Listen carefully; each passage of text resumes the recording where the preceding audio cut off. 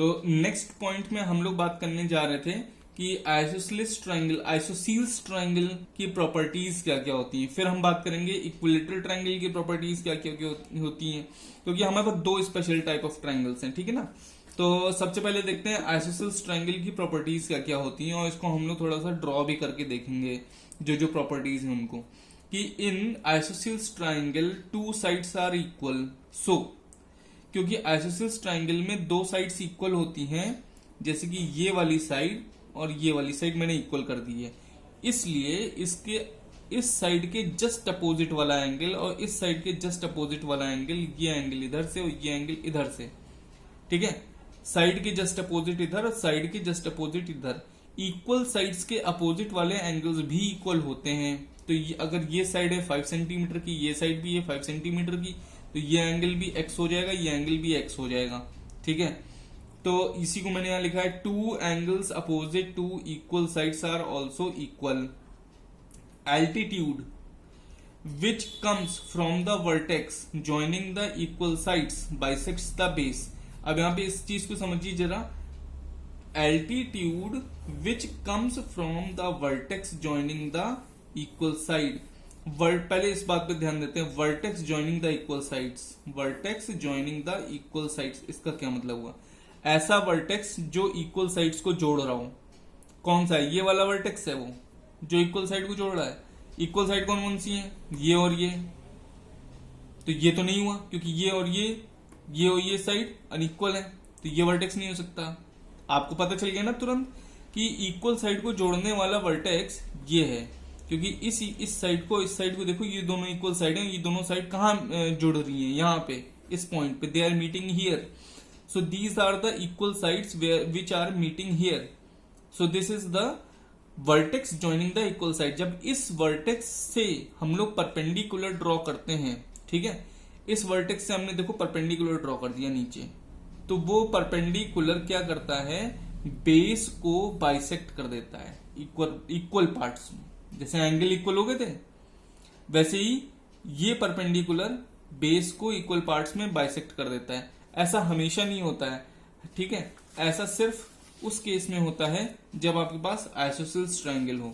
जैसे ये दो साइड मैंने इक्वल बना दी, ठीक, ये दो साइड इक्वल बना दी, इन दोनों साइड के बीच से जो परपेंडिकुलर आएगा वो परपेंडिकुलर इस बेस को इक्वल पार्ट्स में डिवाइड कर देगा। लेकिन मान लो आइसोसेलेस ट्रायंगल नहीं है आपके पास एक ट्रायंगल है जिसकी साइड अलग अलग है। देख रहे हो जरा, ये ट्रायंगल देखो, इसकी ये छोटी साइड है, ये बड़ी साइड है।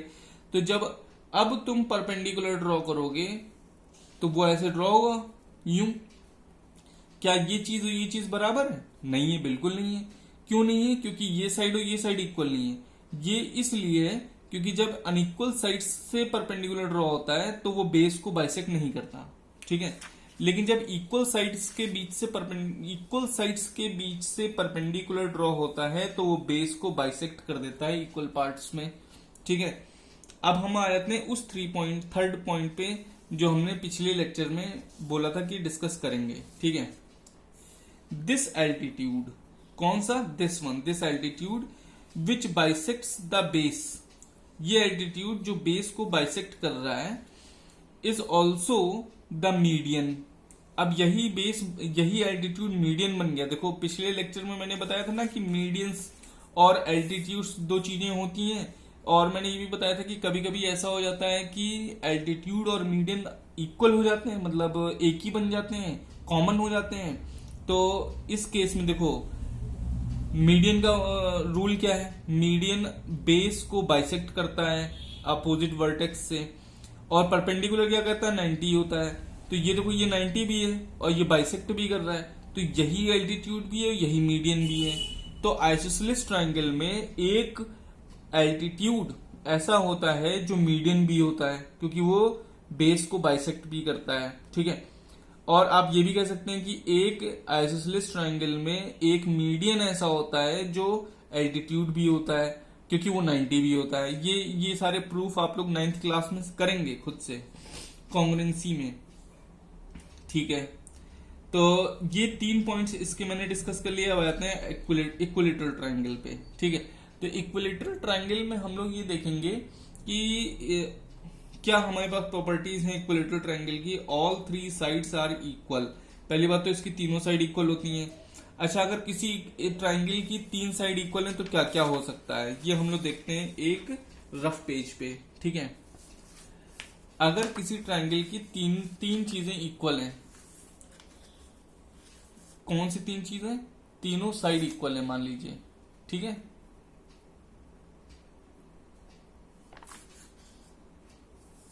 एक मैंने बना दिया इक्विलेटरल ट्रायंगल जिसकी तीनों साइड मैंने इक्वल कर दी। ये मैंने एक ट्रायंगल बना दिया जिसकी तीनों साइड इक्वल कर दी। ठीक है, तो इस ट्रायंगल की तीनों एंगल भी इक्वल हो जाएंगे। अगर इसके तीनों एंगल इक्वल हो गए तो उनको हम लोग लिख सकते हैं एक्स एक्स और एक्स। ठीक है, तो अगर वो तीनों एंगल एक्स हैं तो उनका सम तुम्हें पता है 180 होता है।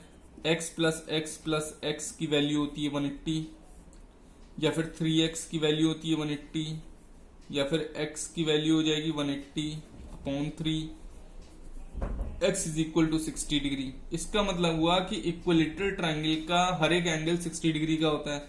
तो अगर मैं एक छोटा सा इक्विलेटरल ट्रायंगल बनाऊं, उसके एंगल भी 60 60 60 होंगे, और एक बहुत बड़ा सा ट्रायंगल बनाऊं, ठीक है, एक बड़ा सा ट्रायंगल बनाऊं तो भी उसके एंगल 60 60 60 ही होंगे। तो ट्रायंगल के एंगल चेंज नहीं हो सकते। इक्विलेटरल ट्रायंगल के एंगल हमेशा 60 60 60 ही रहेंगे, चाहे वो ट्रायंगल बहुत बड़ा हो चाहे वो ट्रायंगल बहुत छोटा हो। ठीक है, और इस ट्रायंगल में क्या क्या हो सकता है, क्योंकि इस ट्रायंगल की तीनों साइड इक्वल हैं तो इस ट्रायंगल के तीनों एंगल भी इक्वल हो गए, और इस ट्रायंगल के तीनों परपेंडिकुलर्स के लेंथ भी इक्वल हो जाएंगे। ठीक है, और इस ट्रायंगल के तीनों परपेंडिकुलर्स तीनों मीडियंस भी बन जाएंगे। ठीक है, तो हम क्या देख रहे हैं कि एक इक्विलेटरल ट्रायंगल के अंदर तीन एंगल्स, तीन साइड्स, ठीक है, तीन एल्टीट्यूड्स, तीन medians,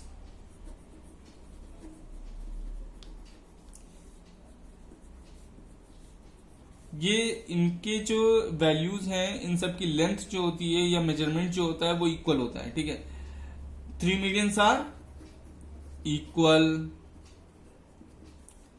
altitudes are equal, angles are equal, sides are equal, and all altitudes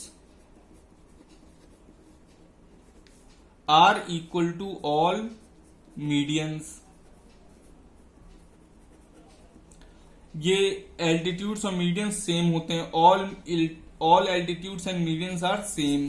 ठीक है, तो ये तो हो गया इक्विलेटरल ट्रायंगल की कुछ प्रॉपर्टीज, इसको आप वीडियो पॉज करके लिख सकते हैं। ठीक है, तो मैंने यहाँ पे लिख दिया है all sides are equal, all three angles are equal, so angles are 60 degree. छोटा सा डेरिवेशन है यहाँ पे जो मैंने अभी प्रीवियसली आपको बताया, वो ऑल 60 डिग्री हो जाते हैं।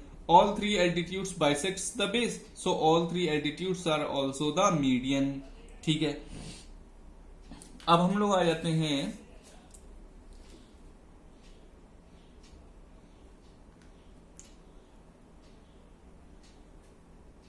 तो इस लेक्चर में बच्चों हम लोग केवल इतना ही रखेंगे। इसके बाद जो नेक्स्ट लेक्चर है उसमें हम लोग देखेंगे कंडीशन फॉर ट्रायंगल। ठीक है, और आगे की चीज कंटिन्यू करेंगे। Till then you complete this portion.